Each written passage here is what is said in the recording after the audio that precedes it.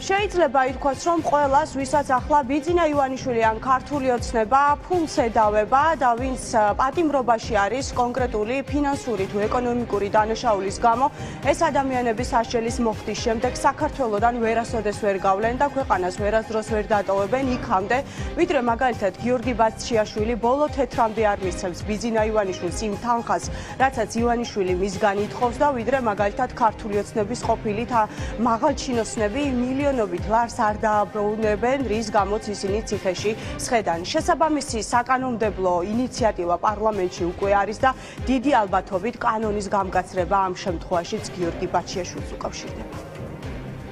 გვარები არაფერ შუაშია, ზოგადად ეს პრინციპი ისეაც მოქმედებს ჩვენს კანონმდებლობაში, მაგალითად მოქალაქეობაც კი შეიძლება ვერ დატოვოს ადამიანმა, თუ მას აქვს ფინანსური ვალდებულებები, როგორც საჯარო მიმართულებით, ასევე კერძო მიმართულებით და ამ პრინციპის გაგრძელება ისულებები, რომლებიც აისახა უკვე კონკრეტული კატეგორიის დანაშაულებთან მიმართებით, ხო, როგორც არის თაღლითობა და ასე შემდეგ, ხო, გვარები არაფერ შუაშია.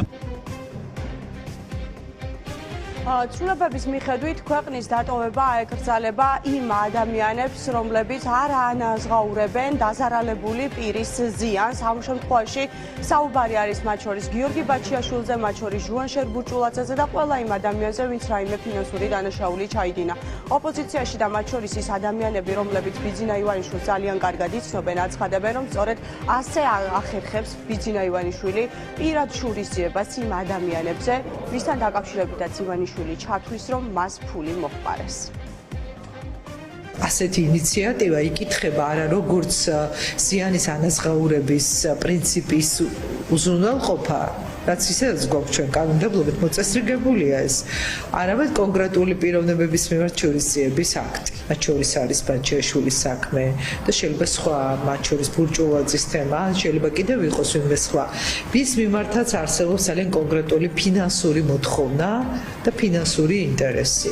აი მგონია რომ მათ არგებენ ახლა ამ საკანონმდებლო ცვლილებებს. იმ ფონზე, როდესაც ბიძინა ივანიშვილმა თავისი პირადი პატიმარი გიორგი ბაცჩიაშვილი სამარტო საკანში აცენინა, აწამებინა, ჯერ მოიპარა უცხო ქვეყანაში და ისე ჩამოიყვანა, შემდეგ აცემინა და აწამებინა სამარტო საკანში. მე პირადად არავითარი სხვა საკითხი, რომელიც შესაძლოა ამ საქმეს უკავშირდებოდეს, აღარც მაოცებს, აღარც მაკვირვებს, აღარც რაიმე კითხვის ნიშნებს მიტოვებს. რა თქმა უნდა, ყველა ინსტრუმენტით, ყველა შესაძლებლობით, რაც მის ხელთ არის, ყველაფერს გააკეთებს იმისთვის, რომ ის ხალხი, ვისაც თვლის, რომ მას პირადად უღალატეს, ან რაღაცა მოპარეს, განსაკუთრებული ზეწოლის ქვეშ ეყოლება.